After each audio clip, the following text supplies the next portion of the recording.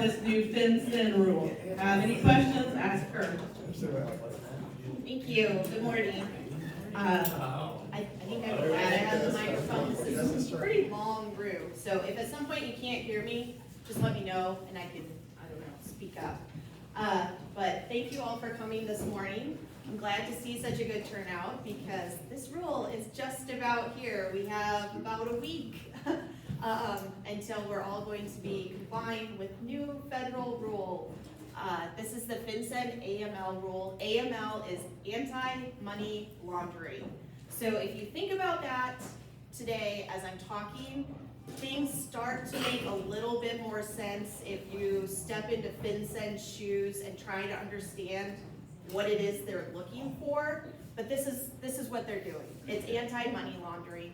They are trying to find people that are purchasing property in the United States with funny money. That's what they're looking for. So a lot of it is money coming from outside the United States. A lot of it is money through drugs and things like that, things people shouldn't be doing.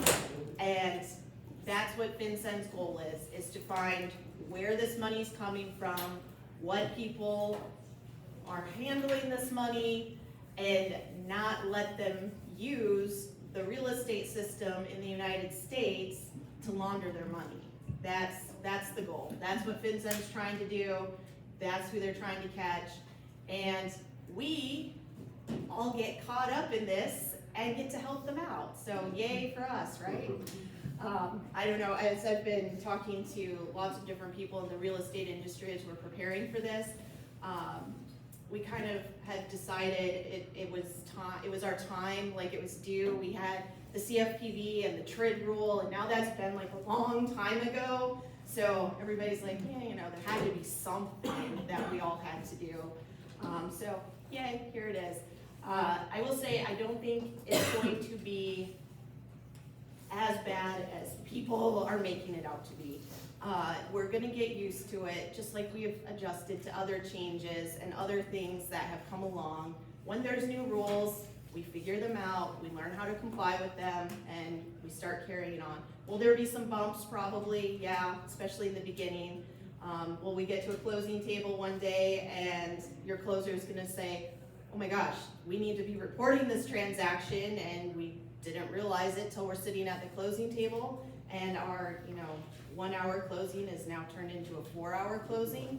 Yeah, that's probably gonna happen, at least on a couple occasions. But we'll figure it out, we'll get there, it'll all happen.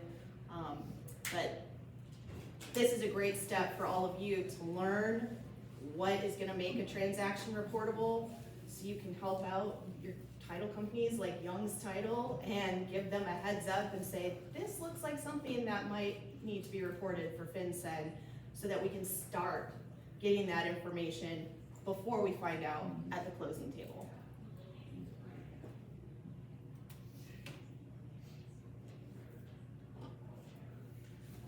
This is just a little disclaimer that Stewart Title Guarantee Company makes me say. I am an attorney, but I'm not your attorney, so this is not legal advice to you. Thanks.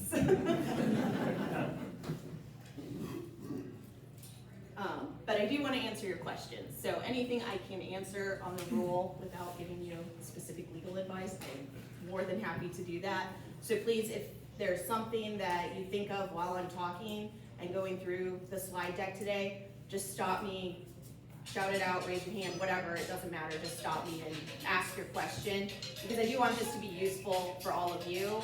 So if you have a question, just shout it out and we'll get them answered right away as we go along. You don't have to wait till the end or anything like that. So FinCEN's not new. Came into effect in 1990 with the Bank Secrecy Act. So they've been around for a long time. And FinCEN is the Financial Crime Enforcement Network. It's federal, so that's, I guess, to some extent, the good news is it's not something that we just made up for the state of Indiana. It's everybody. The entire country is gonna be subject to this same rule. So it's every county, every state, nationwide. So anywhere you would buy property now in the entire country, they're gonna be subject to this same rule, which has not been the case previously, and I'll talk about that in a second, but March 1st, going forward, it's not just us in Indiana making this up, it's the entire country. It is a federal rule coming out of the Bank Secrecy Act, which is a federal law. Because it's a federal law, it has a lot of teeth behind it, which is why we're out talking about it and letting you know what's happening, because the potential penalties for not complying with the federal law are very steep.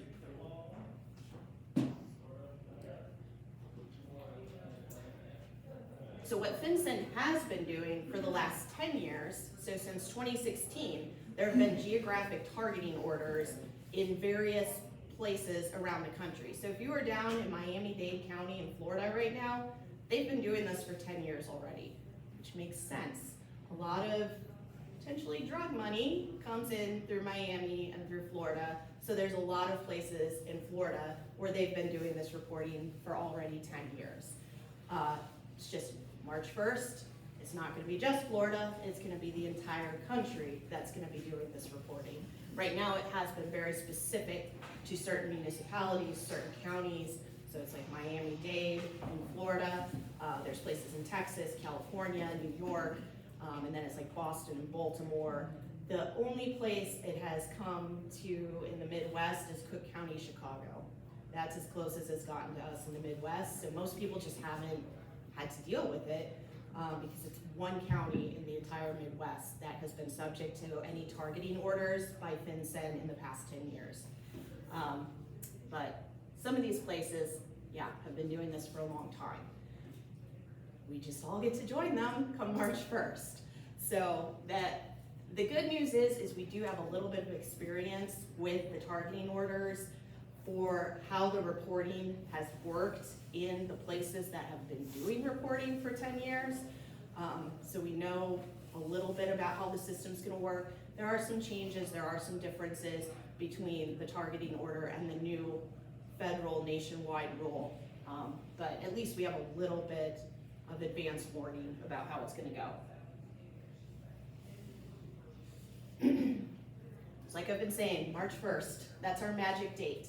And it's anything that closes on March 1 or after. So if you have things in your pipeline, you have contracts written right now that aren't gonna close until March 1st, they might need to be reported. So just kind of keep that in mind with anything that you might have right now in your pipeline that you're working on. If it closes March 1 or later, it becomes reportable if this applies. And then it's all of these things. So it's going to be residential real estate where the buyer is a legal entity, most likely it's gonna be an LLC or a trust, and it's non-financed. So it's not just one or two of those things, it has to be all of those things. If you don't check every single one of those boxes, you don't have to do the reporting. It has to be all of those. It's gonna be residential to a buyer who is a legal entity or trust, and then non-finance. I'm gonna go through what FinCEN says all of those things are, because what we would define them as and what we think those things are doesn't matter. It's what FinCEN says they are that we need to care about. And I put this up here, so every time a federal agency has to publish a new rule like this AML rule, they have to publish information about how much they expect private industry is going to pay to comply with the new rule that they're publishing. So this is the numbers that FinCEN ran and put out to say, yeah, it's gonna cost the real estate industry somewhere between $430 and about $700 million in the next year to comply with this rule. So FinCEN estimates that it's gonna take about 4 hours per transaction to do the reporting if you have a reportable transfer. That's why these numbers are so big. So all of the title companies, the way that we have our closings handled in the state of Indiana, it's gonna fall to the title companies. Different states, different markets, it might be a little bit different, but in Indiana, it's gonna be the title companies. Looking at you, Jim, sorry. But what's gonna happen is a lot of people are working with vendors, they have to update their computer systems, they have to train their employees, and there's gonna be a cost for this. So just be prepared for that. Prepare your buyers, if they fall into this category, it's gonna cost them, I'm not talking thousands of dollars, it's gonna be a few, it's gonna be, I'm hearing anywhere from like $100 to $500 is what, not $1, $100 to $500 is gonna be the market rate for what people are gonna be charging for this. And you can see why.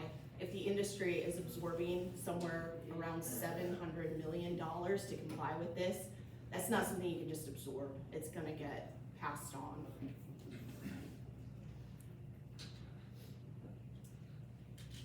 So what is residential real estate? According to FinCEN, the easiest one is 1 to 4 family. And I say that sounds easy, and until about 2 days ago, we didn't really know what FinCEN definitely meant by this, because there was a lot of talk about multifamily. When would you potentially have to report on multifamily if they were, building condos, or I've had several lately in Lafayette where they've been building like assisted living, where they're like bigger than duplexes, but they're not really, it was all these things that could potentially fall in this gray area of, are they really 1 to 4 family? Do they need to be reported? So FinCEN on Tuesday this week published on their website about 100 FAQs. So that was really nice of them and really good news, because there were a lot of things we really weren't sure what they were talking about. And they definitely said it's 1 to 4 family. If it's an apartment building, if you got 10 units, if you have something bigger, that's not reportable. So it is just truly, like a duplex or a 4-family building. If it's bigger than that, it doesn't have to be reported. And then vacant land. And this is one where I think all of us suddenly become a little bit nosier with our clients. Normally when people are purchasing land, I don't really care what they're gonna do with it. It's not my business, not something I need to know. Now, if the other factors are triggered, we need to know. So if they intend to build on that land, we need to know that because it's reportable. The biggest place where this comes into play, and we did get some clarification on this as well, is builders. If builders are buying residential lots, they're gonna put houses up, residential units that are 1 to 4 family or smaller, those are reportable. So every time the builders buy lots, it's gonna have to be reported. And a lot of the times they do that for cash. And they're taking title in some sort of corporate name or LLC, which makes it reportable. The clarification we did get, so if you have a situation where you still have a true developer, so say Jim's my developer and he goes and buys 200 acres of farmland and gets it ready to build, but he's not actually building, that is not reportable. When he sells it to me, and I'm the builder who's gonna buy the lots from him, then that's the one that we have to report. And then also, commercial mixed use. So this would be, what if you had something like this building, which is a commercial building, but say in the back, there's a residential apartment. And so the owner buys this building for cash in her LLC, but she's gonna live in the apartment in the back. We now have a reportable transaction because there is that residential component. So things like that, we might need to be asking our customers a few more questions than we used to. So just those little changes can trigger having to report the transaction. I have a question. Yep. If there's an apartment in it, but the owner's not gonna live in it, they're gonna rent it, is that still? Yep, because there's a residential Okay. component that somebody's using it as a residence, it would still be reportable. Yeah, even if they're renting it out. And this is gonna happen, I think, with a lot of investment buyers who have residential rentals. If you have rental homes and you buy them in bulk or, you know, one or two at a time, whatever, yeah, those are probably all gonna be reportable types of transactions. I've got a question for you. Mhm. So, if you have a LLC purchasing maybe like 3 different parcels from 3 different individuals to kind of put like one structure on, is that 3 reportable transactions, because you got 3 sellers? or- So if they are buying 3 parcels from 3 different sellers and then they're gonna build on it, yeah, you would be reporting, and there's a place to report multiple sellers, because you would just have the one buyer. So it'd just be one report? It would just be one report, because it's one purchase for that buyer, but they would have you could add multiple But sellers. if they have separate sales prices for each one, separate closing? Oh, okay, if they're all separate transactions, it's not being done all at once, Right. yeah, then you probably have three reportable transactions, yeah. Question, Mm-hmm. is this something that title companies are gonna start sending out, like questionnaires during the process to the buyer? Yep, yeah. Yes, very much so. You will, if an order comes in and the title company, it looks like it's gonna be something that's reportable, it's gonna get flagged, and then there's gonna be a lot of follow-up. And every title company I've talked to, this information is going to have to be in hand by the time we close. If we have to finish it up at the closing table, that's fine. And buyers and sellers need to sign a certification at closing that we have to retain in our records for 5 years. So that part's gonna have to be done at closing. But every title company I've talked to, they're gonna know that they have all the information they need by the time we get to closing, or you're not gonna close. So you're gonna have to have this information by the time you get to closing. And like I said, it's federal law, the penalties are just too scary to not, to not do it.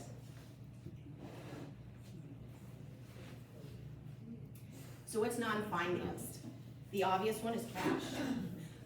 That's the easiest answer.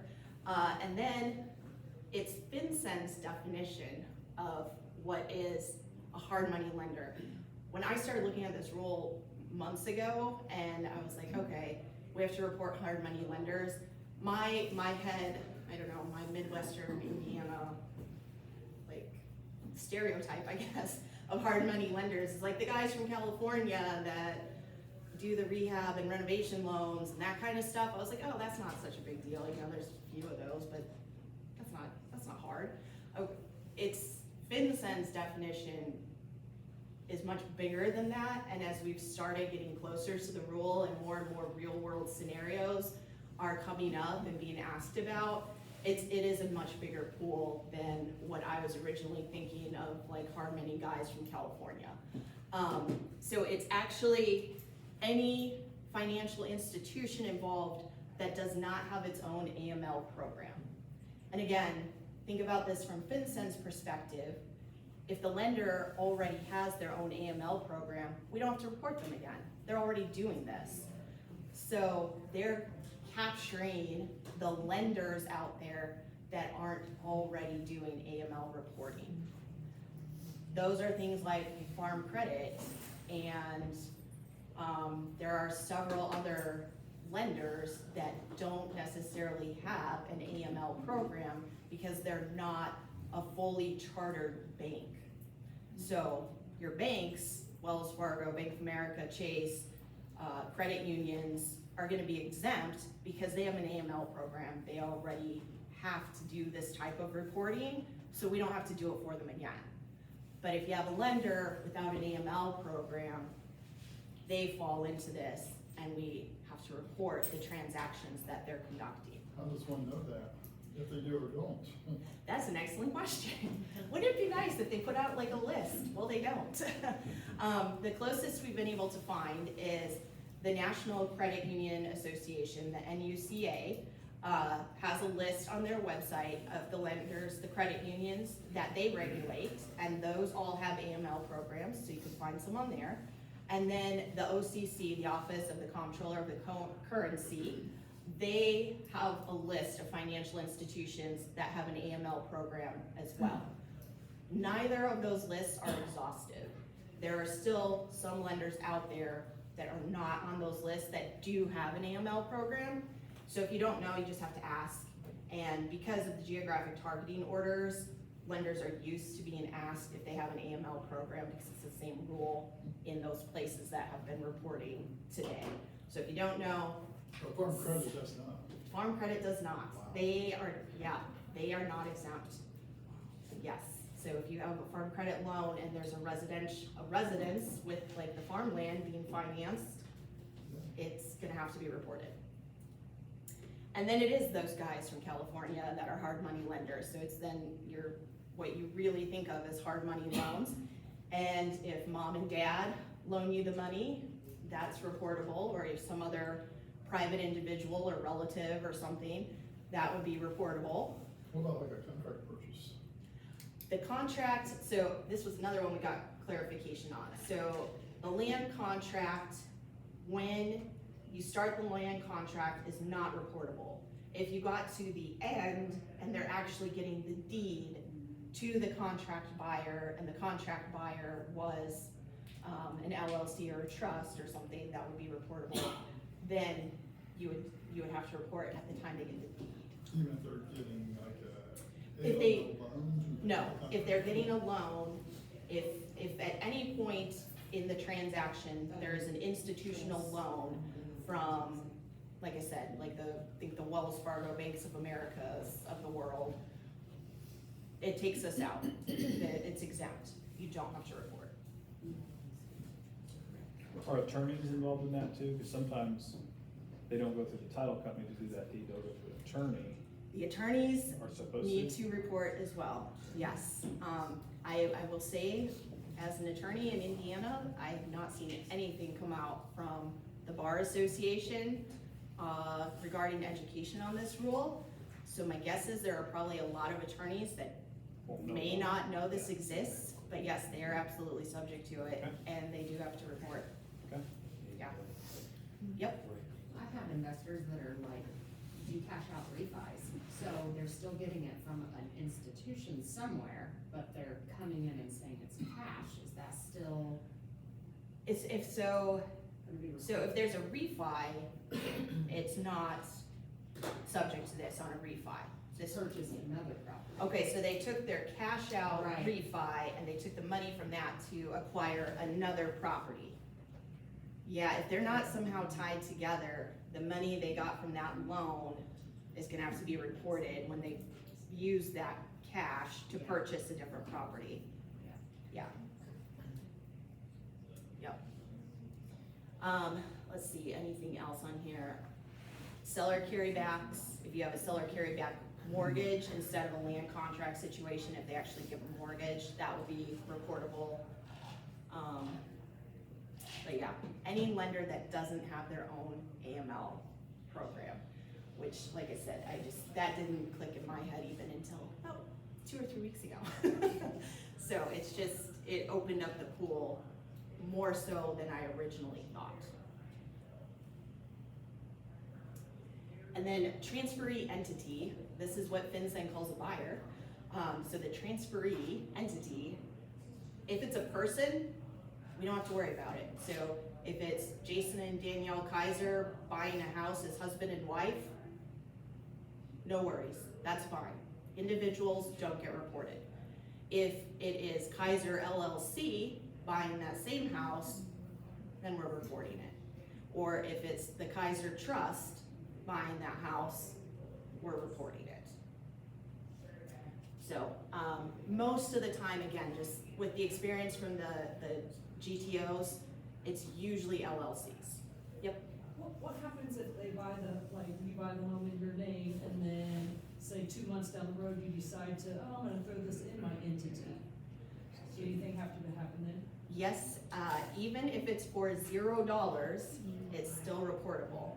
So even if I change my mind and I come back into Young's Title in 2 months and I say, Jason and Danielle bought this house, but now we wanna transfer it from Jason and Danielle to Kaiser LLC, and Young's drafts the deed and records it for me, I'm still gonna pay the fee and have it reported. Because I'll get to that, there's a nice little picture that shows you how that works, but yeah. You're still stuck. I'm glad you guys are hearing it from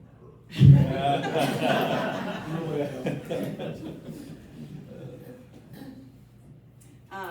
These are things that are exempt. And again, when you think about this from FinCEN's lens, these are entities that are already being regulated and reporting to the federal government. So it's things like banks and credit unions, insurance companies, public utilities, and then any subsidiaries of those exempted entities. But if you think about it, these are entities that already do lots of government regulation and reporting.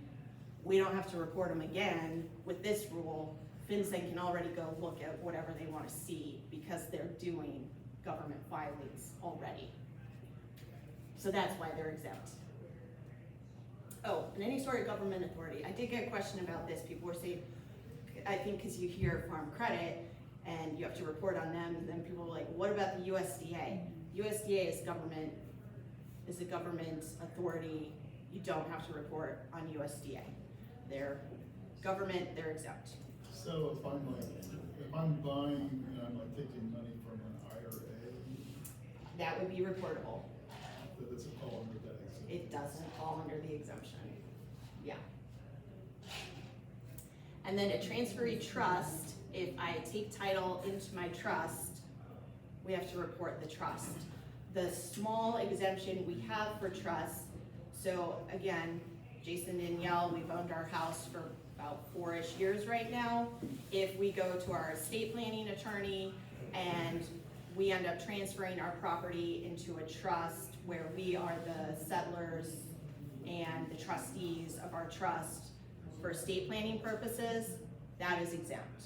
You don't have to report that one, but it's a pretty small exemption for estate planning purposes.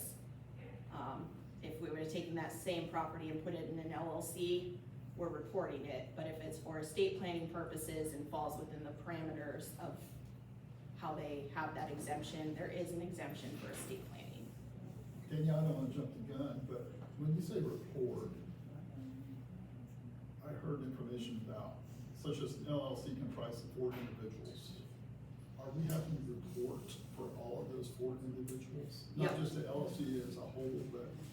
So the question is, are we reporting, what are we gonna have to report? And I will get more specifically what we have to report on an LLC.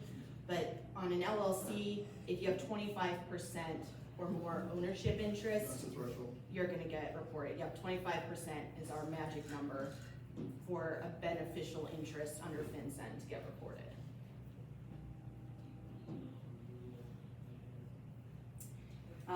And then these are the exemptions. This is what I just explained, that estate planning exemption. And then the other ones, I honestly can't even think of a good example for you. The only ones I've ever seen are after foreclosure, where a lender has a trust that they take properties into. And honestly, I haven't seen a lot of that since like 10, 11, 12, when we had a whole bunch of REO properties. And then those would be exempt, and that one would be exempt anyway because it's a subsidiary of a bank.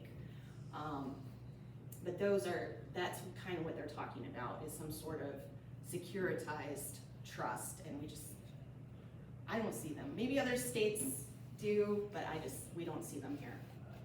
What would statutory trust entail? That's a good question, I don't know. I can find out. I mean, I don't see any of those exemptions being actually relevant for our. I haven't either. When I've asked Yeah, for here's a list, we're examples. doing you a favor, well, that's not. Yeah, when I've asked for examples from our compliance team, that was the best I got, was the bank trust, and I have seen those with after foreclosure, but those are really the only ones I've actually ever seen here. Yeah. Okay, this is our cascade, and this is where everybody gets, sucked in. So this is from FinCEN. This is the order of liability for reporting. So you start over here with the title agent, or the closing settlement agent, which in Indiana is the title agent. So if you have a traditional closing, you stop right there. Box number 1, and these would go in order. Like the little arrows are like a waterfall. And so if that one doesn't happen, then you'd pour over to the next one, until you find where it stops. And that's who's responsible and liable for reporting. So the way we handle transactions in Indiana, probably 95% of the time, is gonna be the title company. So what if the title company neglected and the person down the street there, are they would also? Nope, it stopped with you, you're in trouble, you're paying the fine. What if the title company prepares the deed, but they don't record the deed? You're still stuck in here. So they would still have to report it. Yep, and this is where we have attorneys who, in Indiana, attorneys have to prepare deeds. Yeah. So if you have attorneys preparing deeds and transferring things into entities and doing that sort of thing for customers, and it's residential property and the other factors are triggered, it's right here, that it's that person who prepares the deed. So it's the closing agent. If it wasn't them, it'd be who prepared the CD, the closing statement, then who records the deed, the underwriter for the owner's policy, who's dispersing the money, who's examining title, and then who prepares the deed. So somewhere in there, it's the liability cascade, that's what they call it, this cascade. It's like, you don't move to the second category unless the first category doesn't exist. Exactly, yep. As soon as you hit one, that's where it stops, and that's the party that's liable, and they're responsible for reporting. So, that's where, yeah, if it's not the title company, which, again, most of the time in Indiana, that's where it's gonna be, then it would be recording the deed is really where it's gonna go next. And then, who prepared it.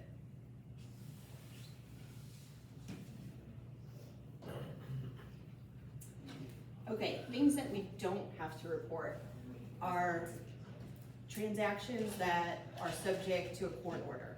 So basically things that if it was like a foreclosure, if it was out of a divorce, if we have an order from an estate, estates are gonna get a little tricky because nobody here likes to open an estate.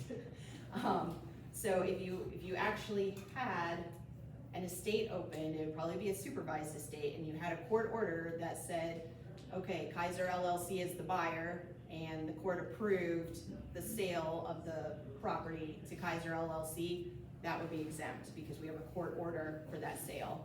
Same like out of bankruptcy, if we have a court order that Kaiser LLC is buying this property out of bankruptcy, free and clear, blah, blah, blah, that would be exempt because it's subject to a court order. Same if you had a divorce, for example, and they own multiple properties, and one spouse is supposed to get this residential property, another spouse gets this one, and for some reason they are putting it in their trust or their LLC. Again, those would be exempt because it's subject to a court order. So things that are being transferred with a court order are going to be exempt. You know how stringent enforcement's gonna be, such as, if you have a gray area, you can make a defense justifying your position of not reporting. You're gonna be a little. Yes, I think if you're making a good faith effort to comply, I really think you're gonna be okay. If you are just ignoring or you don't know, FinCEN has said that not knowing about the rule, ignorance is not a defense. So just saying, oh, I didn't even know I was supposed to do this, that's not gonna get you anywhere. But if you are reporting your transactions that you feel are reportable, and if you made a judgment call and thought, this one seems exempt, I don't think. Give you a little grace. Yeah, I think so.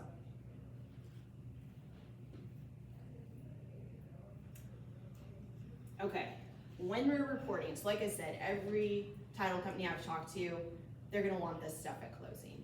They do have, what are we, the 20th of February. So if it was in effect right now, we would have until the end of March to actually get the report sent into FinCEN. And that just varies, so if it was February 1st, we'd have all of February and all of March to get the report in.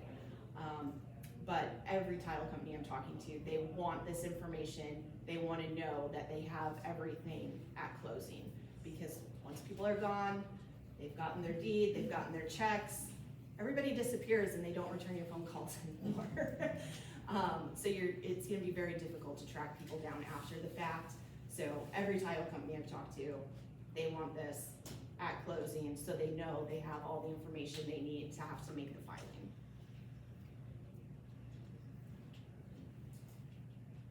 I have a question before you move on, because I was Yeah. thinking, because you just keep saying reporting, and then, you know, if something were to be flagged in that reporting, you know, and then you're saying we're reporting it, closing is like the last day, so really, like, are we looking to catch someone in the, like, this seems a little backward. So we are not catching anyone. We are reporters. That's all we are doing. And then you actually led into my next slide very nicely. This is the reasonable reliance standard. So FinCEN over here at FinCEN, these are little cartoon characters. If you go watch our video, that's who they are. But FinCEN, the people at FinCEN, they're the detectives, they're the investigators. They are the ones that are gonna go through this information. They're looking for patterns. That's what they're looking for. They're looking for this buyer and this seller and maybe this hard money lender have done transactions in multiple states, in multiple areas, and we see them working together over and over again. That's weird. That's what they're doing. That's their job. That is not our job. So we are not detectives. We are not federal investigators. We are reporters. And that's exactly what reasonable reliance is. So from a legal standard, reasonable reliance is a pretty low standard. If you watch like murder shows and you have to, you catch the murderer and you have to prove beyond a reasonable doubt that that was what happened and that's how somebody gets convicted. This is on like the civil side of things, and reasonable reliance is actually a really low standard.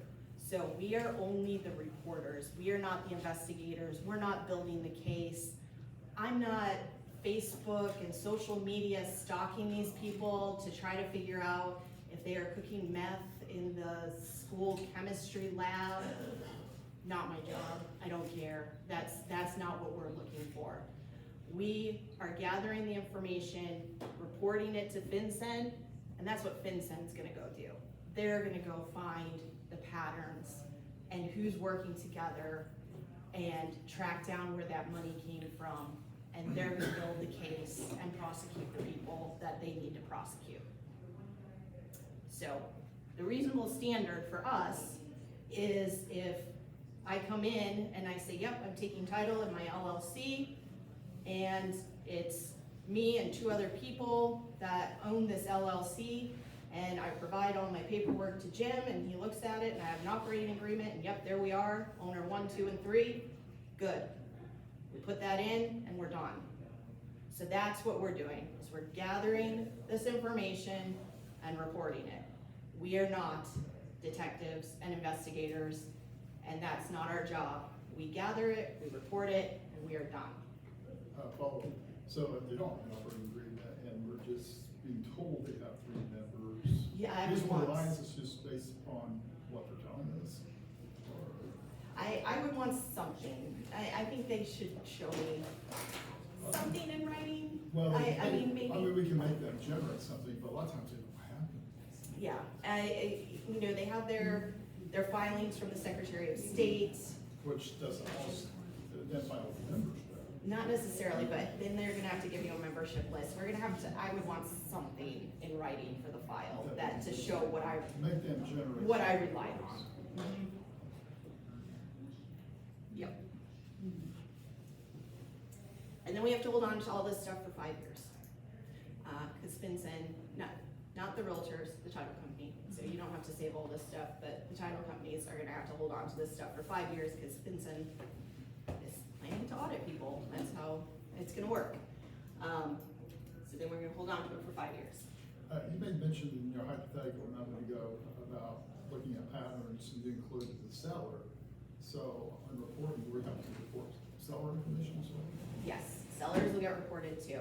And I'll walk through that in a second, what you need. The sellers is not nearly as much information as the buyers.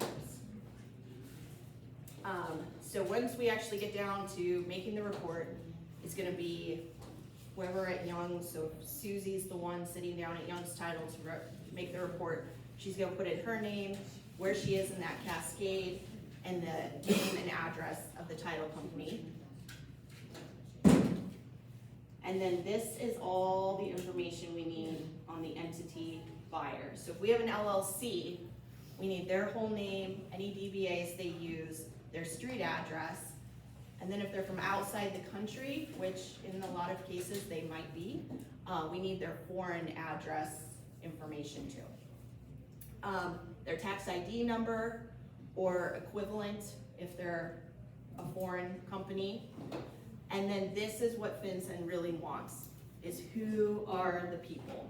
So if it's an LLC, if you have 25% ownership or more, we have to get this for all owners that have 25% or more ownership. Their name, their date of birth, their citizenship, their address, and their social security number. Or if they're a foreign person, it's probably gonna be their foreign passport. And it's, yeah, so it's a fair amount of information, and you don't, if they send one person to sign, we still need the personal information for the other members, even if they're not there. So if they have 25% or more. I hate to ask this question, but sometimes we see multi-layered LLCs.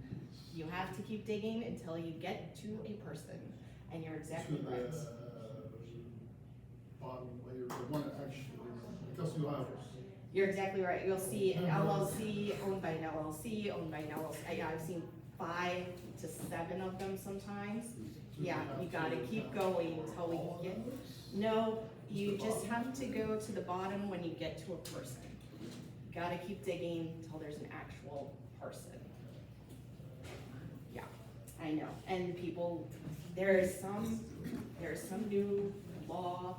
It's for I am not a CPA, but for tax purposes, there's some new law in Wyoming that a lot of people are using, and yeah, it's all layered, and I've seen those quite a bit lately, and you just have to keep digging through them until you get to an actual person.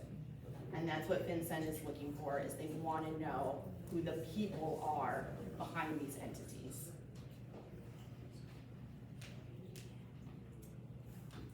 Similar, if you have a trust, we're gonna need the name of it, when it was executed, if it's revocable or not, and then the trustee's information, their whole name, date of birth, address, social security number, etc. And then same, if there are beneficial owners of the trust that have control of where the trust funds can go, then they get reported to. Not just the standard beneficiary. It will, they have to have some control. Yep. And then this is what we need for the sellers. So it doesn't go as deep on the sellers as we do on the buyer side. If it's an individual who's selling, it's their name, date of birth, address, social security number. If it's an entity seller, it's just the company name and tax ID number and address. You don't have to get all the people on the seller, it's just the company name. And then similar, if it's a trust, we're getting the trust name and the information on the trustee.